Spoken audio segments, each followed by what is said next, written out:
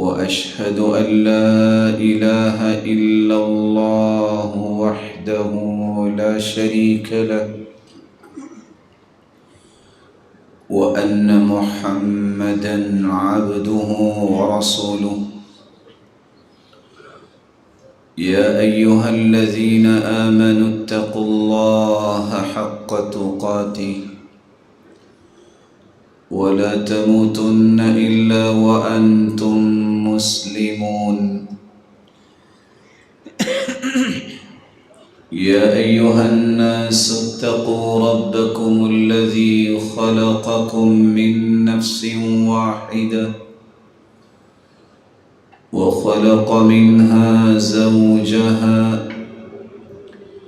وبث منهما رجالا كثيرا ونساء واتقوا الله الذي تساءلون به والأرحام إن الله كان عليكم رقيبا. يا أيها الذين آمنوا اتقوا الله وقولوا قولا سديدا يصلح لكم أعمالكم ويغفر لكم ذنوبكم ومن يطع الله ورسوله فقد فاز فوزا عظيما. أما بعد فأعوذ بالله من الشيطان الرجيم. إن الذين آمنوا وعملوا الصالحات سيجعل لهم الرحمن ودا فإنما يسرناه بلسانك لتبشر به المتقين وتنذر به قوما لدا. وقال النبي صلى الله عليه وسلم: الدنيا سجن المؤمن وجنة الكافر. أخرجه مسلم في صحيحه. وقال ابن تيمية رحمه الله رحمة واسعة: إن في الدنيا جنة من لم يدخلها لم يدخل جنة الآخرة. قالوا: وما هي؟ قال: جنة الإيمان. لائق التكريم سامعین مکرم،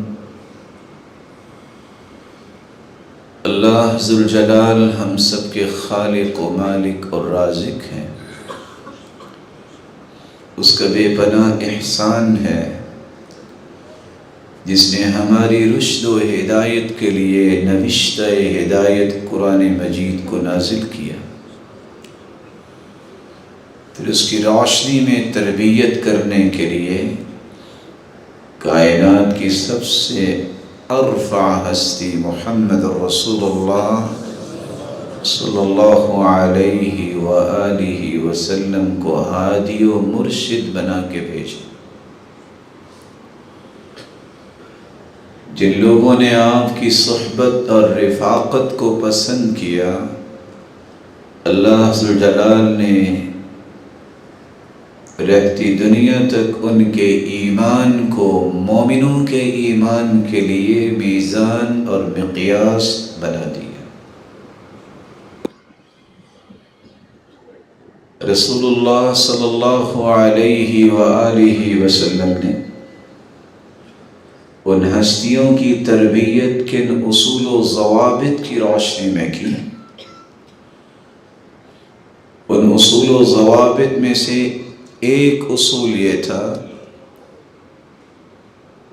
کہ انہوں نے صحابہ کرام رضی اللہ عنہم و ارضاہم کو یہ بات سمجھا دی تھی کہ اللہ ذوالجلال کی رحمت کے بغیر کوئی بھی دنیا اور آخرت میں سکون نہیں ہے۔ قرآن مجید کی روشنی میں یہ سمجھا دیا، ان الذین آمنوا وعملوا الصالحات، جو ایمان لائے اور عمل صالح کرتے ہیں، كانت لهم جنات الفردوس نزلا، ان کا ٹھکانہ تو جنت الفردوس ہے۔ لیکن جنت الفردوس تو قیامت میں ملے گی، قیامت کے بعد یہ نتیجہ سامنے آئے گا۔ ایک جنت دنیا میں بھی ہے، جو جنت الفردوس میں جائیں گے وہ دنیا میں بھی جنت میں رہتے ہیں۔ وہ جنت کون سی ہے؟ جس کو امام ابن تیمیہ رحمہ اللہ رحمتا واسعہ فرماتے ہیں، ان فی الدنیا جنہ، دنیا میں بھی ایک جنت ہے، من لم يدخلها لم يدخل جنت الآخرہ، جو اس جنت میں نہیں جاتا وہ اس جنت میں بھی نہیں جائے گا۔ جب پوچھا گیا کہ دنیا میں جنت کون سی ہے تو کہا جنت الایمان، جس کا ایمان رب کو پسند آ گیا وہ دنیا میں بھی اللہ ذوالجلال کی رحمت کے سائے تلے ہی رہتا ہے، اس کی دنیا کی لذتوں سے لبریز، سکون اور وقار اور راحت کے ساتھ زندگی گزرتی ہے۔ جنت الفردوس کی ساری نعمتیں مل جانے کے بعد جب رب کا دیدار ہوگا تو جنتی جنت کی ساری نعمتوں کو بھول جائیں گے جب اللہ کا دیدار ہوگا۔ لیکن رب کے دیدار میں یہ اصول ہے، انکم لن تروا ربکم حتی تموتوا، جب تک تمہیں موت نہیں آ جاتی اس وقت تک تم اپنے رب کا دیدار نہیں کر سکتے۔ ایک تو وہ دیدار ہے جو جنت الفردوس میں ہوگا،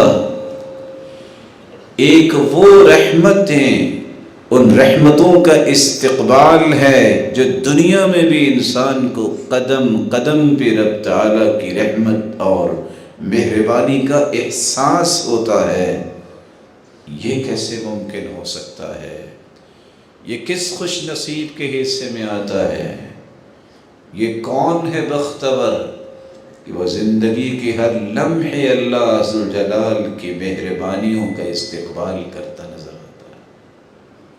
یہ وہ شخص ہے جس شخص کے بارے میں اللہ ذوالجلال نے اعلان کر دیا ہے، ان الذین آمنوا وعملوا الصالحات سیجعل لهم الرحمن ودا، جو ایمان لانے والے ہیں اور پھر زندگی میں عمل صالح کو اپنا تھیم بنا لیتے ہیں، اللہ ذوالجلال اپنی محبتوں کی برکھا اس پہ برسا دیتے ہیں۔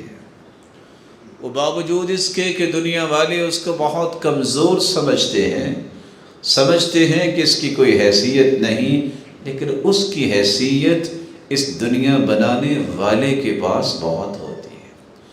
یہی وجہ ہے رب اشعث اغبر مدفوع بالباب لو اقسم علی اللہ لابر، کتنے ہی سادہ لو انسان، بال بکھرے ہیں، لوگوں کے ہاں ان کی کوئی قدر و قیمت نہیں، لیکن وہ توحید پر قائم رہنے والے، وہ رب کی عبادت میں لذت تلاش کرنے والے، اگر اللہ ذوالجلال پہ قسم ڈال دے تو اللہ ان کی قسم کو پورا کر دیتے ہیں۔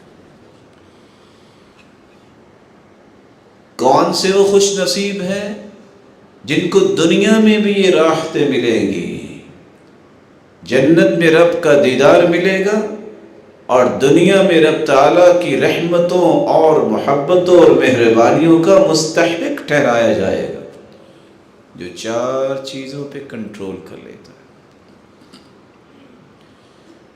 اس سے بڑی مہربانی کیا ہے؟ دنیا میں کوئی شخص بھی امتحانات میں بیٹھتا ہے، اسے بتایا نہیں جاتا کہ سوال یہ آئے گا، یہ بھی میرے رب کی مہربانی ہے کہ بڑی وضاحت کے ساتھ یہ بات سمجھا دی. یہ 4 دشمن ہیں، ان کی دشمنی سے بچ جانا زندگی کے ہر لمحے کو آپ باعث لذت بنا لیں. پہلا دشمن تمہارا شیطان ہے. ان الشیطان لکم عدو فاتخذوه عدوا انما يدعو حزبه ليكونوا من اصحاب السعیر. شیطان تمہارا دشمن ہے، اسے دشمن ہی سمجھنا. یہ تو چاہتا ہے کہ اپنے ماننے والوں کو جہنم میں اپنے ساتھ لے کے جائے.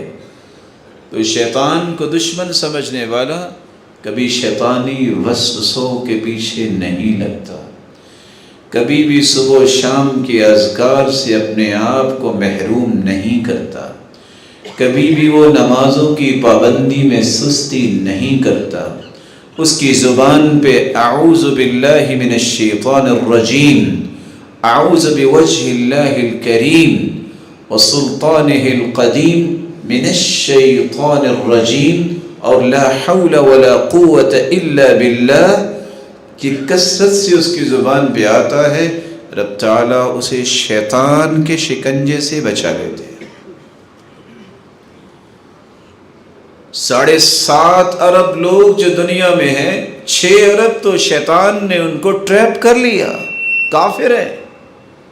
بقیہ 1.5 ارب میں بھی کتنے لوگ ہیں جو شیطان سے بچنے کی کوشش کرتے ہیں اور نماز کی پابندی کرتے ہیں، وہ آپ مجھ سے زیادہ جانتے ہیں. بقیہ بچنے والے لوگوں کے لیے اگلا دشمن سامنے آتا ہے. شیطان کے بعد یہ تمہارا دشمن ہے کہ تم یہ سمجھ بیٹھو کہ موت نہیں آنی اور قیامت نہیں آنی. دنیا کی رنگینیوں میں اس طرح دل لگا لو کہ تمہیں اللہ کی یاد آئے ہی نہ. یا ایھا الناس اتقوا ربکم واخشوا یوما لا یجزی والد عن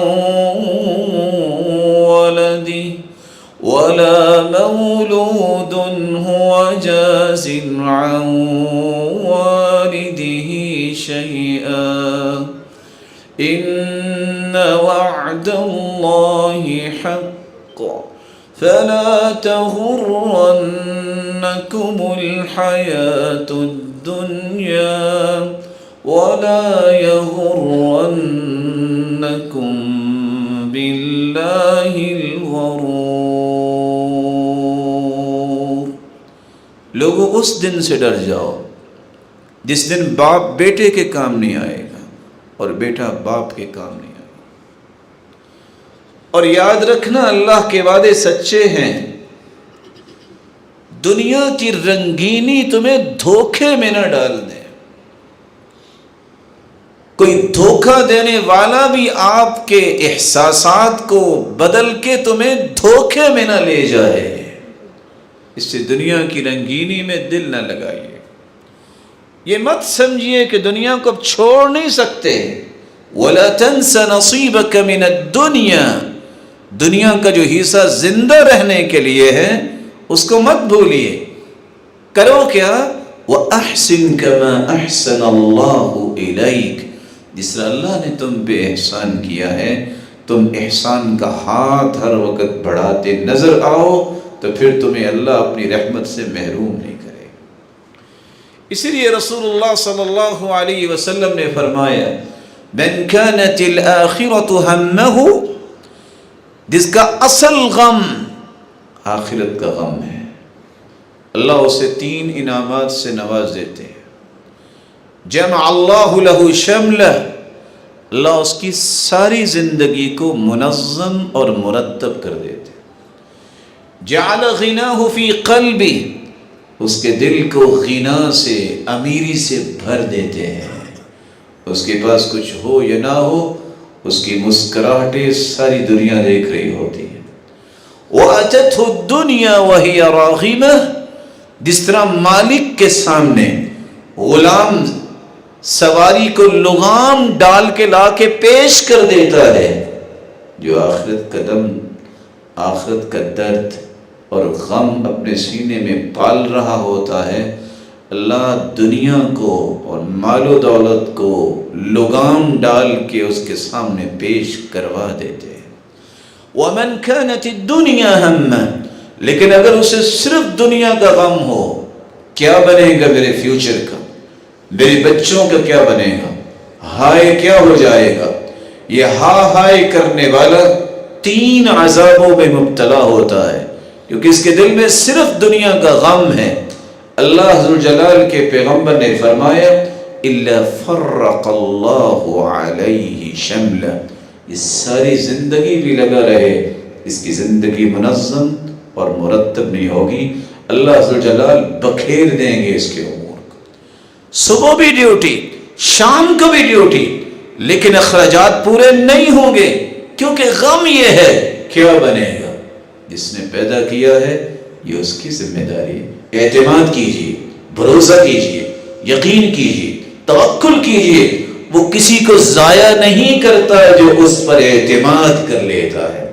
دوسری سزا إِلَّا جَعَلَ فَقْرَهُ بَيْنَ عَيْنَيْنِ، جو دنیا کی ہی تڑپ اور غم میں نہ ڈھال رہتا ہے، اللہ ذوالجلال اس کی آنکھوں میں صرف فقیری دوڑتی نظر آتی ہے، میں کیا کروں گا، میں کیا کروں گا، کیا کرو گے، جو اللہ نے حکم دیا وہ کرو نا۔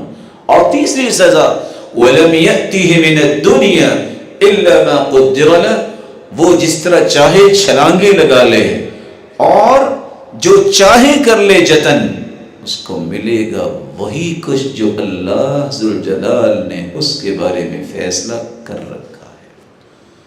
تو پہلا دشمن شیطان ہے، اس سے بچ جاؤ، پھر دنیا کی اس ہوس سے بچ جاؤ جسے اللہ بھول جائے، اور تیسرا دشمن جو ایک خفیہ دشمن ہے جس کو ہم دشمن سمجھتے نہیں، لیکن وہ ان دونوں دشمنوں سے انسان پر بھاری ہو جاتا ہے، وہ ہے انسان کی خواہش نفس۔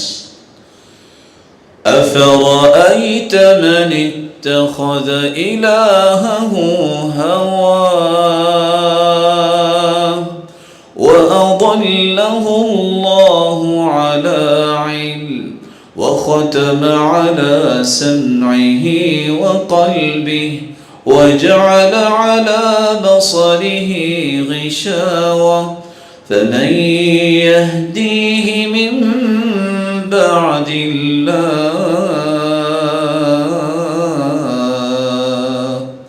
کیا رائے ہے اس شخص کے بارے میں جس نے اپنا معبود اپنی خواہش کو ہی بنا لی، جو وہ چاہتا ہے کہتے نہیں یہ بات ہو، کیا میں اور آپ اپنی خواہشوں کا اپنے رب کو پابند بنا سکتے ہیں؟ والعیاذ باللہ، اس سے بڑی حماقت کیا ہے کہ بندہ کہے کہ میری خواہش کے پابند فیصلے اللہ کے ہوں، یہ نہیں ہو سکتا، اس لیے مجھے اور آپ کو پابند بننا پڑے گا رب کے فیصلوں کے سامنے۔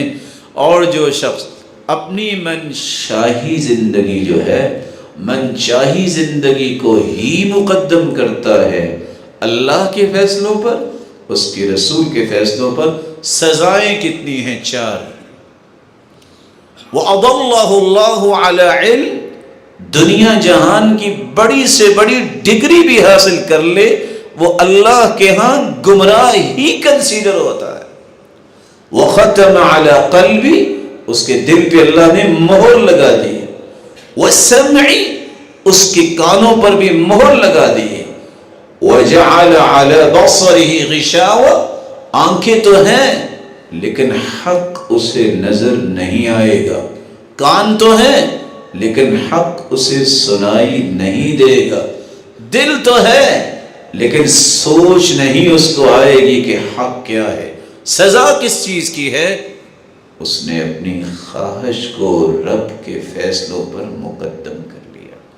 من اتبع ہواہ، نال عدوه مناه، عربی زبان کا مقولہ ہے جو خواہش کا غلام ہوتا ہے اس کا دشمن ہمیشہ اپنی جملہ خواہشات اس پہ پوری کر لیتا ہے، وہ کبھی بھی فتح یاب نہیں ہوتا، شکست یافتہ ہوتا ہے۔ جو لوگ اس سے بھی بچ جاتے ہیں وہ ایک چوتھے دشمن کے ہاتھ لگ جاتے ہیں جس کو دشمن سمجھتے ہی نہیں۔ آج بھی آپ میں سے مجھے اور آپ کو کوئی کہہ دے اللہ سے ڈر جاؤ تو کتنے لوگ غصہ کر لیتے ہیں۔ سلف صالحین میں سے کسی کو کہا جاتا اللہ سے ڈر جاؤ، وہ رونے لگ جاتے اور کہتے دعا کرو اللہ مجھے ڈرنے کی توفیق دے۔ انسان کا نفس یہ بھی دشمن ہے۔ وَمَا أُبَرِّئُ نَفْسِي إِنَّ النَّفْسَ لَأَمَّارَةٌ بِالسُّوءِ إِلَّا مَا رَحِمَ رَبِّي وَمَا أُبَرِّئُ نَفْسِي، میں اپنے آپ کو بھی نفس کے شکنجے سے آزاد نہیں کر سکتا جب تک اللہ کا فیصلہ نہیں ہو۔ اس کی رحمت کے بغیر میں اپنے نفس کی شرارت سے، برائی سے نہیں بچ سکتا۔ اس لیے شکل ابن حمید رضی اللہ تعالی عنہ اللہ کے رسول صلی اللہ علیہ وسلم کے پاس آئے، کہا اللہ کے رسول شیطان سے بچنے کی بات ہوگی، دنیا کے فتنوں سے بچنے کی بات ہوگی، یہ جو ہمارا نفس ہے اس کی شرارت سے کیسے بچیں گے؟ آپ نے صحابی کا ہاتھ تھاما، اپنائیت دی اور کہا یہ دعا پڑھا کرو، اللہم انی اعوذ بک من شر سمعی ومن شر بصری ومن شر لسانی ومن شر قلبی ومن شر منی۔ اے اللہ میرے کانوں کی شرارت سے مجھے محفوظ فرما، میری آنکھوں کی شرارت سے مجھے محفوظ فرما، میری زبان کی شرارت سے مجھے محفوظ فرما، میرے دل کی شرارت سے مجھے محفوظ فرما، اور میری قوت کی شر اور شرارت سے مجھے محفوظ فرما۔ اور آپ صلی اللہ علیہ وسلم نے اسی خطبہ سکھایا۔ ہر جمعے کے دن خطیب یہ خطبہ پڑھتا ہے وَنَعُوذُ بِاللَّهِ مِن شُرُورِ أَنفُسِنَا، اے اللہ ہمیں ہمارے نفسوں کی شرارت سے محفوظ فرما۔ اور آپ صلی اللہ علیہ وسلم نے یہ دعا بھی سکھلائی، وَأَعُوذُ بِكَ مِن شَرِّ نَفْسِي وَمِن شَرِّ الشَّيْطَانِ وَالشِّرْكِ، اللہ میں تیری پناہ میں آتا ہوں اپنے نفس کی شرارت سے، شیطان کی شرارت سے اور اس کے شرک سے۔ اللہ ذوالجلال ہمیں ان چار چیزوں سے محفوظ فرمائے۔ جو ان چار چیزوں پہ کنٹرول کر لیتا ہے وہ دنیا میں بھی اللہ ذوالجلال کی محبتوں اور مہربانیوں کا استقبال کرتا نظر آتا ہے۔ ہر وقت سرور، چین کے اندر، راحت کے اندر اور خوشیوں کا استقبال کرنے والا یہ انسان ہوتا ہے۔ لیکن اگر ان چار چیزوں کا خیال نہ کرے تو جس طرح قیامت کے دن کافروں کو اللہ کا دیدار نہیں ہوگا، اسی طرح کچھ ایسے کام ہیں مسلمان بھی اگر کریں تو دنیا میں اللہ ذوالجلال کی سچی محبت کو محسوس نہیں کر سکتے، اللہ ذوالجلال کی رحمتوں سے محروم کر دیے جاتے ہیں۔ جس طرح قیامت کے دن بھی اللہ ذوالجلال نور کے پردے ہٹائیں گے اور دیدار کروائیں گے، دنیا کے اندر بھی رہتے ہوئے 10 ایسے پردے ہیں جو انسان ان پردوں کے پیچھے چلا جاتا ہے وہ رب کی رحمت کو محسوس نہیں کر سکتا۔ سب سے بڑا پردہ جو انسان اپنے اور رب کی رحمت کے درمیان کھڑا کرتا ہے، یہ بیریئرز کھڑا کرتا ہے، ان میں سے پہلا پردہ حجاب الجہل عن معرفت اللہ سبحانہ وتعالی۔ کتنے بد نصیب ہیں وہ لوگ اور کتنے اللہ ذوالجلال کی رحمت سے محروم ہیں وہ لوگ جن کو اللہ ذوالجلال کی معرفت ہی نہیں ہے۔ جہالت بھی ایک بہت بڑا پردہ ہے. اس لیے اصفہانی رحمہ اللہ کہا کرتے تھے ان اول فرض فرضه الله على خلقه معرفته فاذا عرفه الناس عبدوه ولهذا قال عز من قائل فاعلم انه لا اله الا اللہ. سب سے بڑا فریضہ انسانیت پر یہ ہے کہ سب سے پہلے اپنے رب کو تو پہچان لے، جس نے اسے پیدا کیا، جو اسے رزق دیتا ہے، جو اسے عطائیں کرتا ہے. اگر وہ صحیح پہچان حاصل کرے گا تو رب کی عبادت کرے گا. اس لیے جس کو صحیح پہچان نہیں وہ کبھی کسی قبر پہ سجدہ کرتا نظر آئے گا، کبھی کسی اور کے سامنے کشکول گدائی لے کے جائے گا. جس کو رب کی پہچان نہیں وہ اللہ کے سوا کسی اور پر بھروسہ اور اعتماد کر رہا ہوگا. جب تک یہ جہالت کا پردہ پیچھے نہیں ہٹتا اس وقت تک رب کی رحمت کا استقبال کرنے کا موقع نہیں ملتا. اس لیے امام ابن القیم رحمۃ اللہ علیہ فرمایا کرتے تھے وَلَيْسَتْ حَاجَةُ النُّفُوسِ قط إلى شيء أعظم منها إلى معرفة باريها وفاطرها. انسان کا نفس، انسان کی روح، اس کی سب سے بڑی ضرورت یہ ہے کہ اسے معرفت حاصل ہو کہ پیدا کس نے کیا ہے، بنایا کس نے ہے.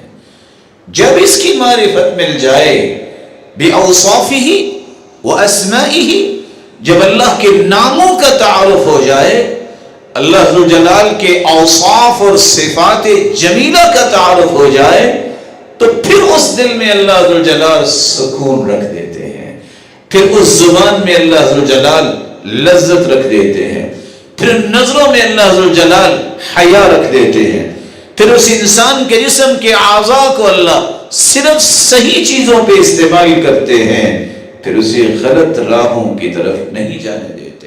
یہی سبب ہے 1,24,000 پیغمبر آئے، انہوں نے مخلوق اور امت سے جہالت کے پردے دور کرنا چاہے.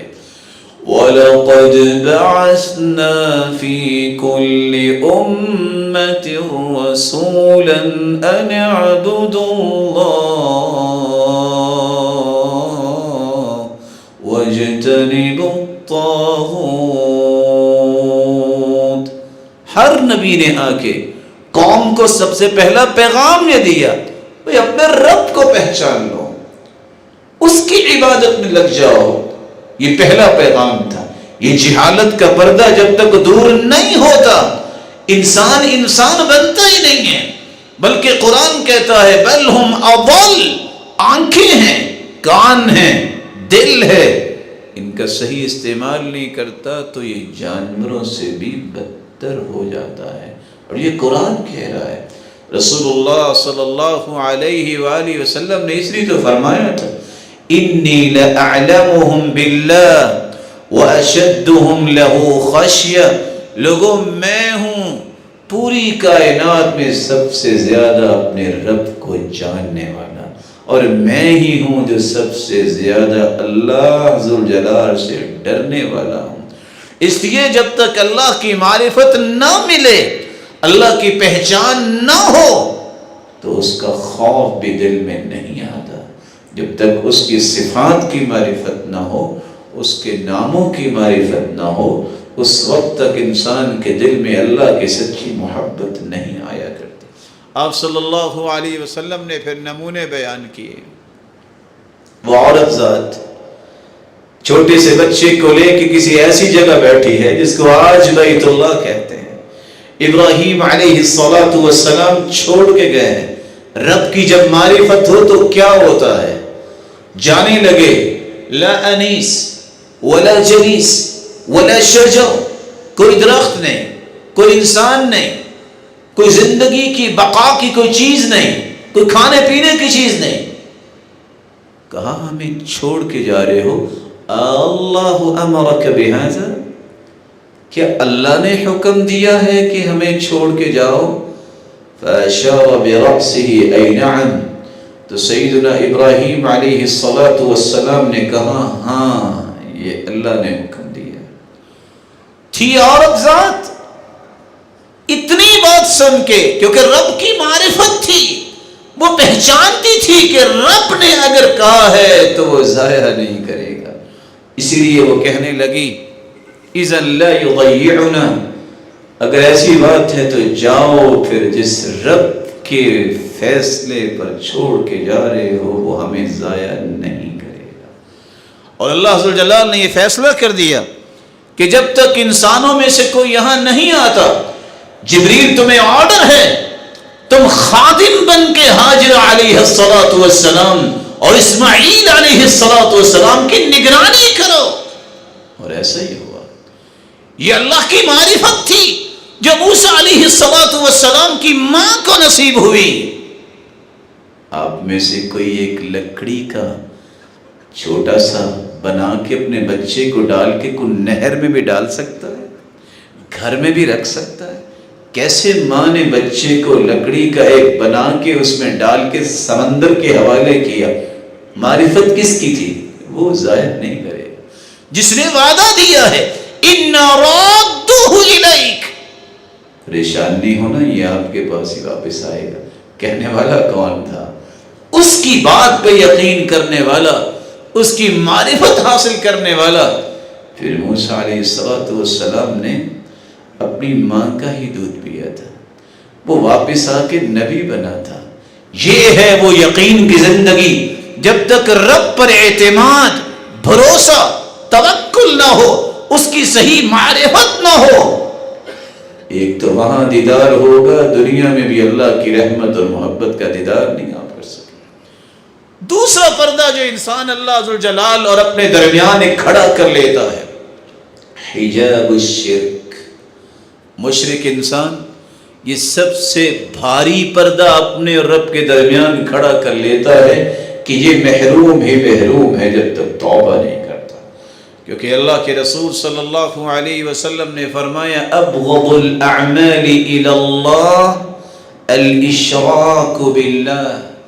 دنیا میں سب سے برا عمل جو اللہ ذوالجلال کے ہاں ہے وہ کیا ہے؟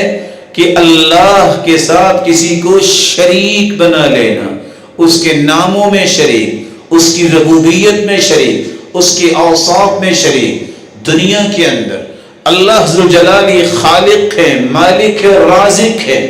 وہی گنج بخش کی صفت تو دنیا والوں کو دیتی ہے. خزانوں کا مالک وہ ہے کیونکہ خزانے ہیں یہ اس کے پاس. اولاد دینے والا بھی وہی ہے، بگڑی بنانے والا بھی وہی ہے. دنیا کے ہر معاملے کی تدبیر کرنے والا وہی ہے. مشرک جب شرک کرتا ہے، جب کسی اور کو یہ صلاحیت سونپنا چاہتا ہے، اس نے ایک ایسا بیریل کھڑا کر لیا ہے. یہ قیامت کو اگر توبہ نہ کی تو جہنم کا ایندھن تو بنے گا ہی بنے گا. وہ دنیا میں بھی سزائیں سہتا ہے. اس لیے کسی معاشرے کے اندر امن و استحکام کی ایک ہی وجہ ہے جو قرآن نے بیان کی ہے. الذین آمنوا ولم يلبسوا ایمانهم بظلم اولئک لهم الامن وهم مهتدون. ایمان کے بعد جو شرک کی آمیزش نہیں کرتے ان کا معاشرہ امن کا گہوارہ ہوتا ہے.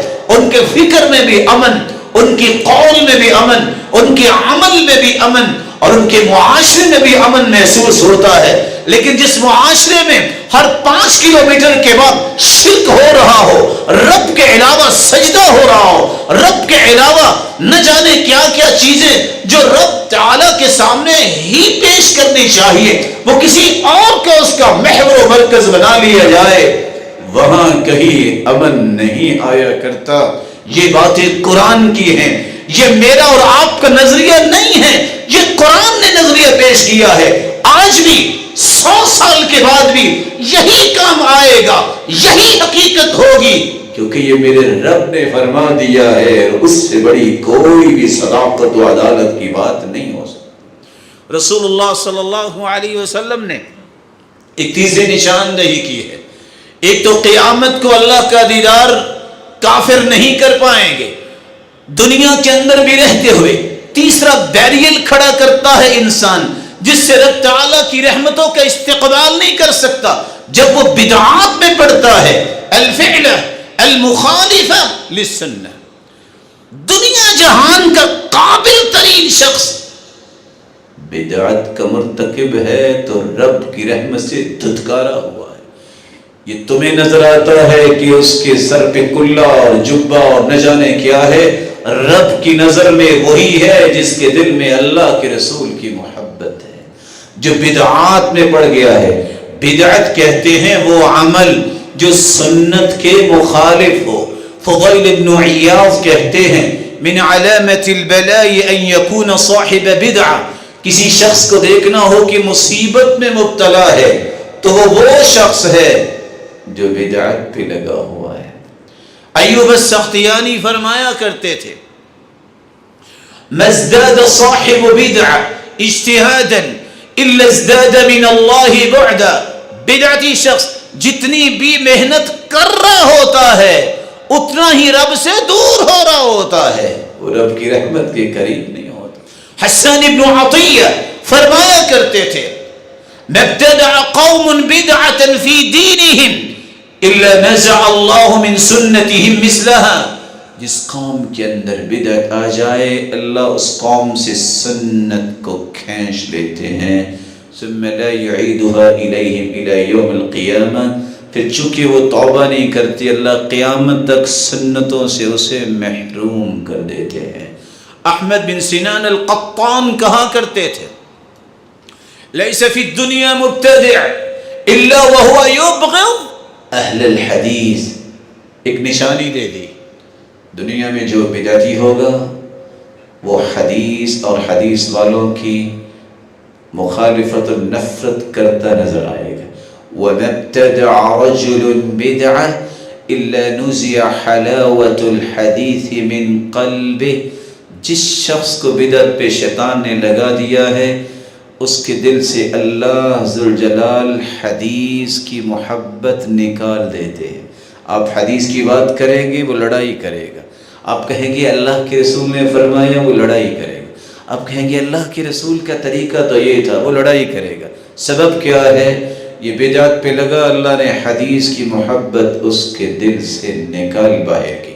امام ابن القیم فرمایا کرتے تھے القلوب اذا اشتغلت بالبدع اعرضت عن السنن، جس دل کو پان لگ جائے بدعت کی وہ سنت سے منہ موڑ لیتا ہے، وہ دوبارہ حدیث اور سنت کی بات کرتا نظر نہیں آتا۔ اسی لیے زندو مصری کہا کرتے تھے 6 چیزیں ہیں جس سے دنیا، جس سے مخلوق صحیح راستے سے گمراہ ہو جاتی ہے۔ ضعف النیہ بعمل الآخرہ، نیت بد ہو جائے صراط مستقیم سے محروم۔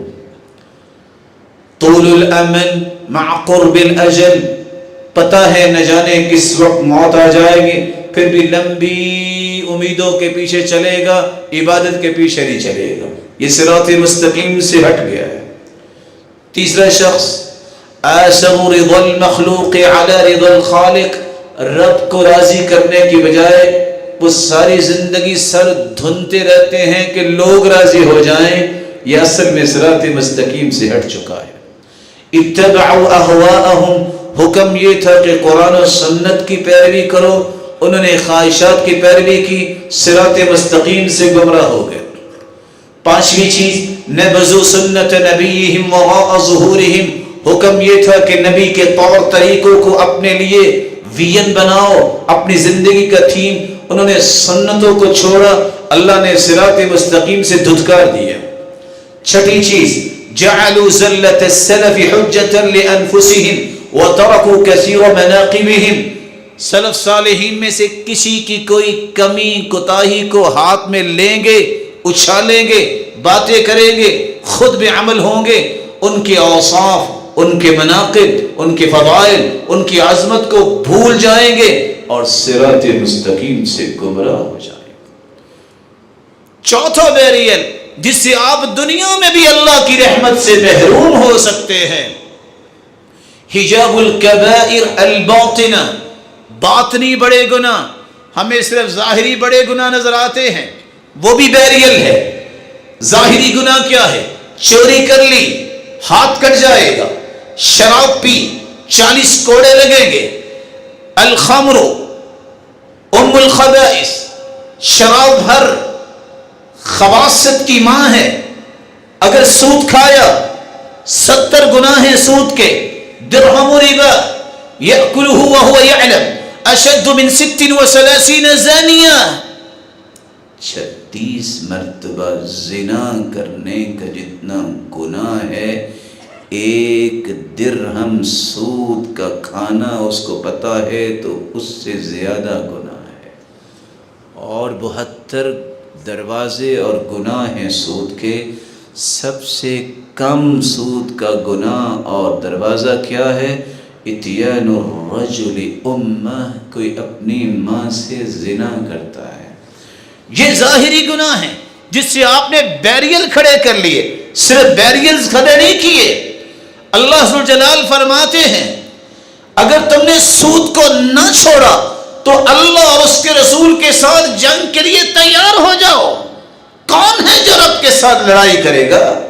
کون ہے جو پیغمبر کے ساتھ لڑائی کرے گا؟ یہ ظاہری گناہ ہے کبیرہ۔ قتل کرنا یہ کوئی معمولی جرم نہیں ہے۔ لو ان اہل السماوات والارضین اشترکوا فی دم واحد لأکبہم اللہ فی النار، 7 آسمان 7 زمینیں اگر 14 کے 14 طبق کسی مومن کے قتل میں شریک ہو جائیں تو اللہ 14 کے 14 طبق جہنم میں ڈال دیں گے۔ ان ظاہری کبیرہ گناہوں سے بچے رہو۔ ایک ہے باطنی کبیرہ گناہ۔ باطنی کبیرہ گناہ کیا ہے؟ فخر، گمنڈ، غرور، خیلاء۔ آج ہم اس بات کو چھوٹا سمجھتے ہیں۔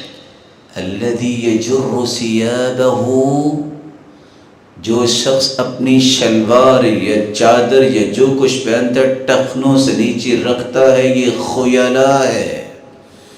خیلاء کا مطلب التعالی علی الغیر، کہ یہ اپنے آپ کو دوسروں سے بڑا سمجھتا ہے۔ لا ينظر اللہ الیہ یوم القیامہ، قیامت کے دن رب تعالی اس کی طرف نظر رحمت نہیں ڈالیں گے۔ کھولیے صحیح بخاری، رسول اللہ صلی اللہ علیہ وسلم نے فرمایا ما اسفل من الکعبین من الازار ففی النار، جس کی چادر یا شلوار ٹخنوں سے نیچے ہوئی مردوں کے لیے حکم ہے، توبہ نہیں کرتا اسی طرح فوت ہو جاتا ہے، یہ حصہ جہنم میں جائے گا۔ یہ کوئی معمولی بات نہیں ہے جس کو ہم کہتے ہیں کہ اسلام کی شلوار میں آ گیا ہے۔ یہ ایک اور گناہ ہے کہ اللہ کے رسول کے فیصلے اور اللہ کے فیصلے کے بارے میں کمنٹس ڈالنا، یہ اس سے بڑا گناہ ہے۔ اس لیے قصر ثیابک، اپنی شلوار کو ٹخنے سے اونچا رکھو۔ یہ باطنی کبیرہ گناہ ہے کہ تمہارے دل میں تکبر ہو کہ تم سمجھو کہ میرے جیسا ہے ہی نہیں۔ اور تکبر کا معنی یہ ہے بطر الحق وغمط الناس، لوگوں کو حقیر سمجھنا اور حق کو ٹھکرا دینا، یہ تکبر ہے۔ میں کیا سمجھتا ہوں اللہ کے رسول کی سنت کو؟ نہیں، یہ بال داڑھی کے چھوٹے کرنا یہ کوئی معمولی بات نہیں ہے۔ تم نے اللہ کے رسول کے فیصلے کو ٹھکرایا ہے، جات یہ کہتے بھی ہو کہ پھر کیا حرج ہوا، اور ایسے بدباطن گزرے اور آج بھی موجود ہیں جو کہتے ہیں دین داڑھی میں ہے یا داڑھی دین میں ہے۔ یہ سارے کے سارے فلسفے اس دن سمجھ میں آئیں گے جب انسان قبر میں جائے گا یا حشر میں اللہ ذوالجلال کے سامنے کھڑا ہوگا۔ اس سے پہلے اسے یہ فلسفہ سمجھ میں نہیں آئے گا۔ رب کا فیصلہ، اس کے رسول کا عمل، یہی اللہ ذوالجلال نے قیامت کو دیکھنا ہے۔ جس کا موافق ہوا اس کی ہی قیامت کے دن اللہ ذوالجلال اپنی رحمت عطا کریں گے، باقی سب کے سب فلسفے دھرے کے دھرے رہ جائیں گے۔ اس لیے اس 5ویں بیریل سے بھی بچنا چاہیے۔ من فارق الروح جسدہ، جس انسان کی روح جسم سے نکل جائے، 3 چیزوں سے بری ہو، وہ جنت میں جائے گا۔ الکبر والدین والغلول، اس میں تکبر نہ ہو، اس کے اوپر قرض نہ ہو، وہ دھوکہ دینے والا نہ ہو، یہ جنت میں جائے گا۔ اللہ ذوالجلال ان چیزوں سے ہم سب کو محفوظ فرمائے تاکہ جنت میں بھی اللہ ہمیں جمع فرمائے۔ وآخر دعوانا الحمد للہ۔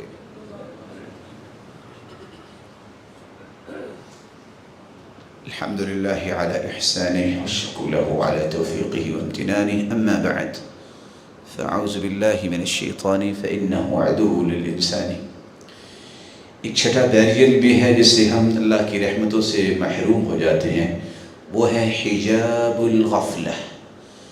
جب ہم پرواہ ہی نہیں کرتے نمازوں کی، جب ہم پرواہ ہی نہیں کرتے اللہ کے ذکر کی، جب ہم پرواہ ہی نہیں کرتے قرآن کی، تو اللہ ذوالجلال رحمت سے دھتکار دیتے ہیں کہ یہ شخص میری رحمت کا مستحق نہیں ہوگا۔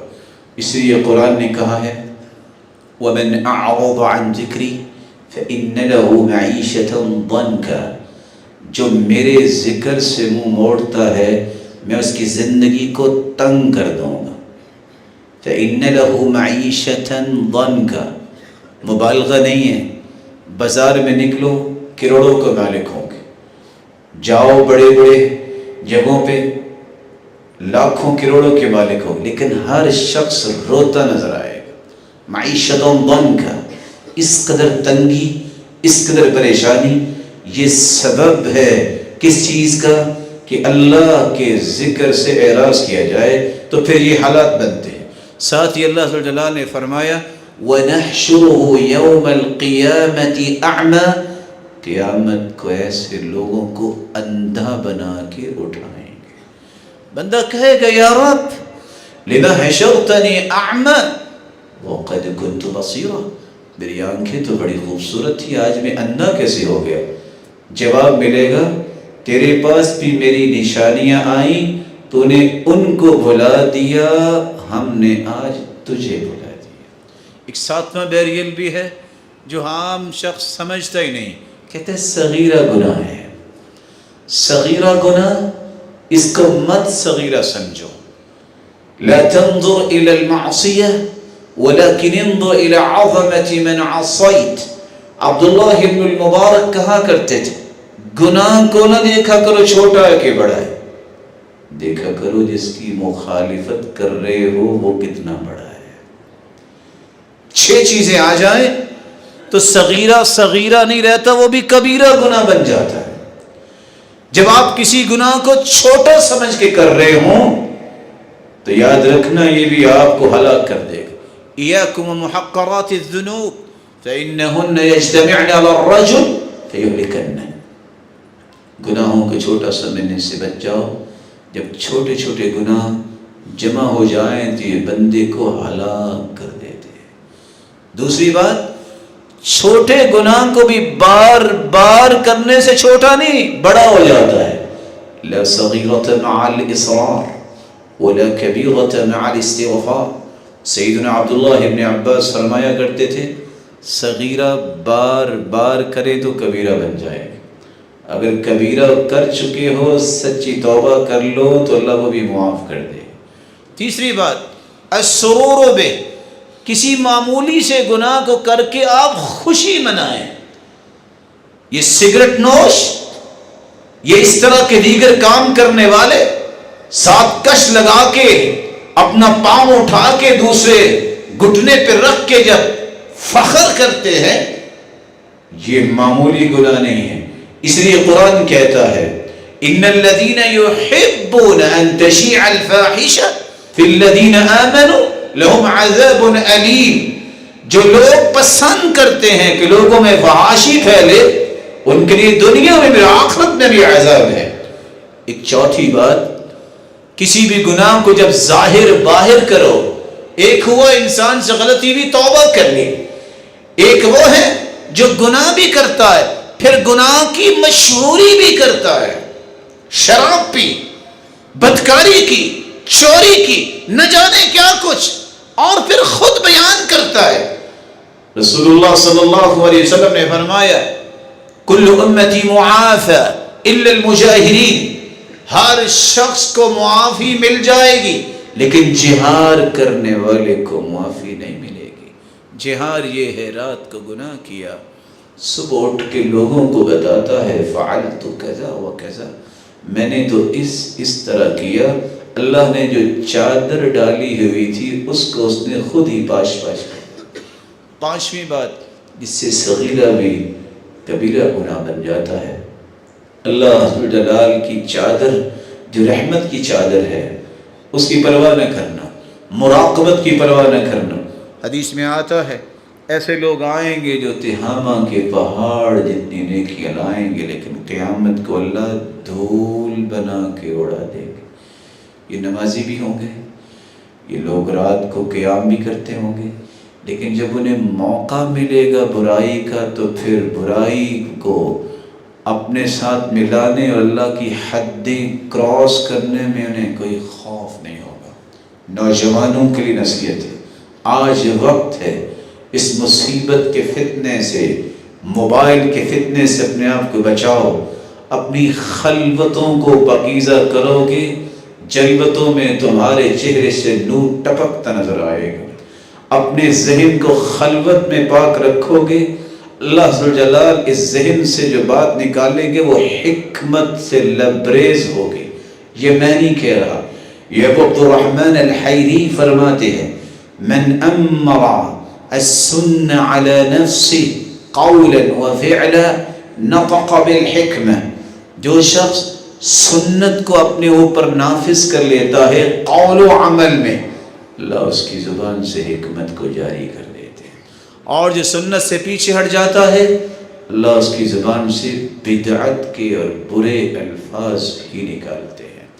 آخری بات، ایک اور بیریل ہے جس کو ہم سمجھتے نہیں ہیں، مباحات جو جائز چیزیں ہیں اس میں بھی غلو نہ کیا کریں۔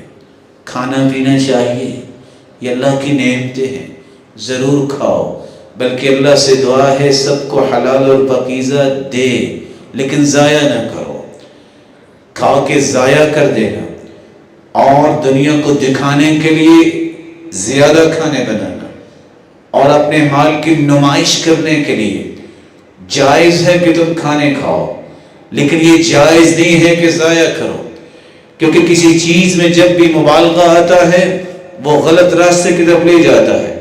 قسوۃ القلب من 4 اشیاء، امام ابن القیم کہا کرتے تھے کہ انسان کا دل اس وقت پتھر بن جاتا ہے جب 4 چیزوں میں حد سے تجاوز کر لیتا، الاکل والنوم والکلام والمخالطہ۔